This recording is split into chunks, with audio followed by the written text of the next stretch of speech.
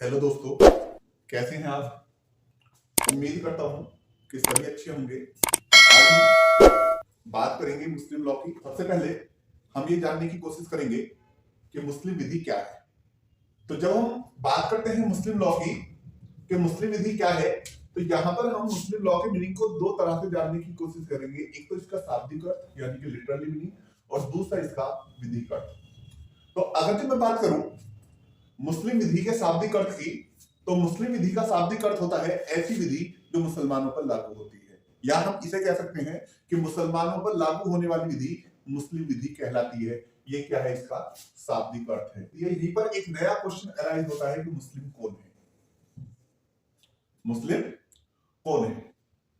तो इसके लिए कहा जा सकता है कि मुस्लिम कहलाता है जो इस्लाम में विश्वास रखता है, या ऐसा व्यक्ति जो इस्लाम में आस्था रखता है, इस्लाम में विश्वास रखता है, वो व्यक्ति क्या कहलाता है, मुसलमान कहलाता है। यहीं से फिर एक क्वेश्चन और पैदा होता है कि फिर ये इस्लाम क्या है।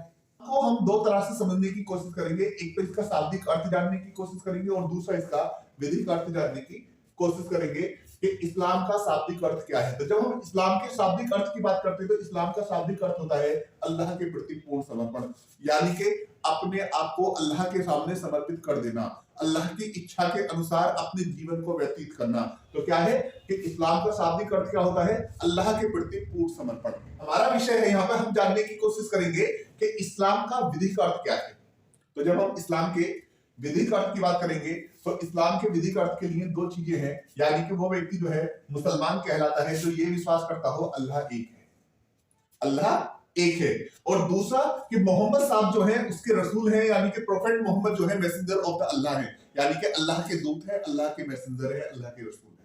तो जो व्यक्ति ये विश्वास करता हो पहले अल्लाह एक है और मोहम्मद साहब उसके रसूल है, तो वो व्यक्ति क्या कहलाएगा, वो व्यक्ति जो है मुसलमान कहलाता है। तो यहाँ पर हमने जब मुस्लिम विधि का शाब्दिक अर्थ जाना था, तो पहले ये जानने की कोशिश की थी कि मुस्लिम विधि क्या है, कि ऐसी विधि जो मुसलमानों पर लागू होती है। फिर हमने ये जानने की कोशिश की कि मुसलमान कौन है, तो हमें पता चला कि जो इस्लाम में आस्था रखता है वो व्यक्ति मुसलमान कहलाता है।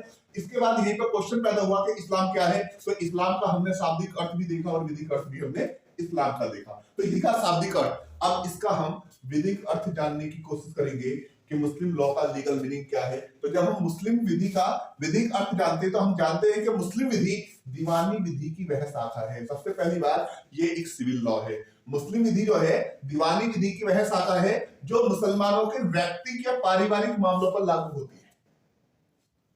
तो यही पर क्वेश्चन पैदा होता है कि मुसलमानों के व्यक्ति के पारिवारिक मामले कौन से होते हैं, मुस्लिम्स के जो है पर्सनल मैटर क्या है। तो मुस्लिम्स के पर्सनल मैटर हैं जैसे विवाह, निकाह, मेहर, तलाक, हिबा, गिफ्ट आदि। ये क्या है, ये क्या है, मुस्लिम्स के जो है पर्सनल मैटर है, यानी कि मुस्लिम विधि दीवानी विधि की वह शाखा है जो मुसलमानों के व्यक्तिगत और पारिवारिक मामलों पर लागू होती है। तो आज हमने जानने की कोशिश की थी कि मुस्लिम विधि का अर्थ क्या है। आने वाले टाइम में हम जानेंगे कि मुसलमान कौन है, और इसी के साथ सिलसिलेवार जो है हम जो है मुस्लिम विधि पर चर्चा करेंगे। अगर जो वीडियोस पसंद आती हैं तो चैनल को लाइक करें, सब्सक्राइब करें और शेयर करें। जय हिंद, जय भारत।